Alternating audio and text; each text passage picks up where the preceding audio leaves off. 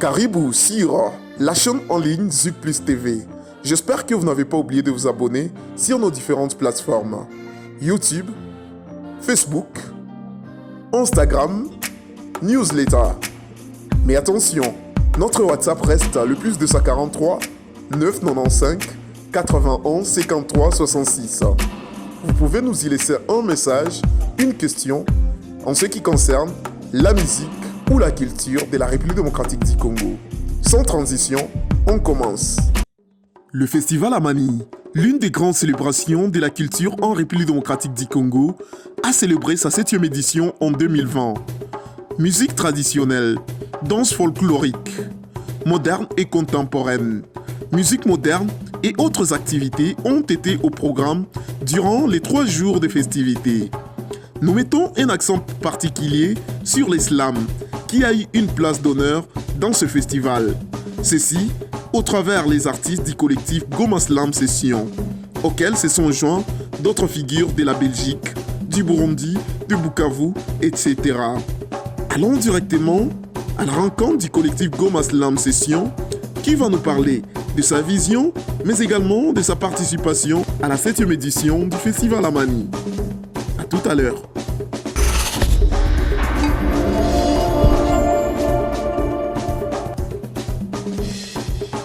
Alors, nous sommes en direct de la 7e édition du Festival Amani avec le collectif Goma Slam Session qui vient de la grande scène. C'était un spectacle exceptionnel.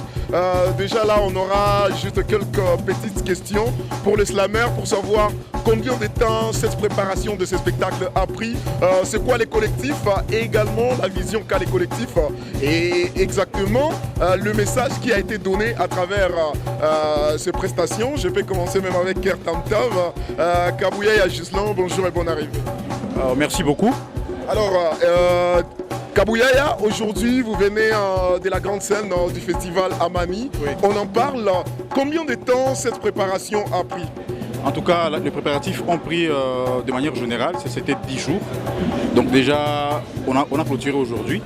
Et vraiment, c'était vraiment très très bien, tout s'est bien passé. Alors Ben, on en parle, il y a eu plusieurs textes.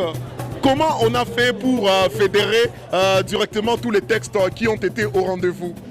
Ouais, en fait, nous sommes partis d'une thématique centrale. Donc, et la thématique, c'était le héros c'est moi, le héros c'est vous, le héros c'est nous tous. En fait. C'était vraiment écrire sur base de cette capacité de résilience et de voir toutes ces personnes inconnues qui font des petites choses pour améliorer la vie d'autres personnes.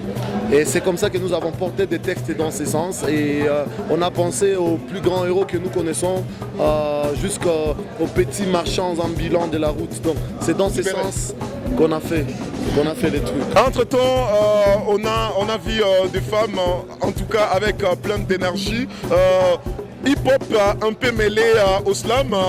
Comment tu y parviens, Light? En fait, il y a René Georges qu'on vous a présenté là au Festival Amani. Il nous a aidé à relier nos textes musicalement. Alors c'est ce que nous avons produit là-bas. Donc tout c'est grâce à lui. Alors, De Paul, c'est quoi la vision avec les collectifs? Moi, la vision du collectif, c'est d'aller au-delà de ce que nous sommes aujourd'hui, c'est-à-dire quitter nos zones de confort vers les zones les plus oubliées, vers les zones les plus stressées.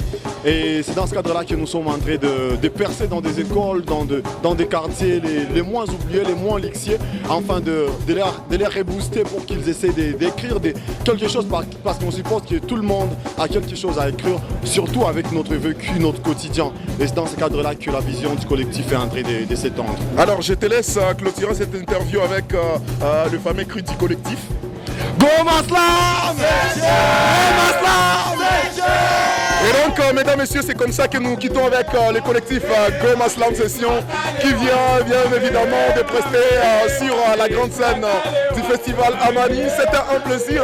Merci beaucoup à vous les gars. C'était un énorme plaisir. Et donc, on se retrouve très très prochainement.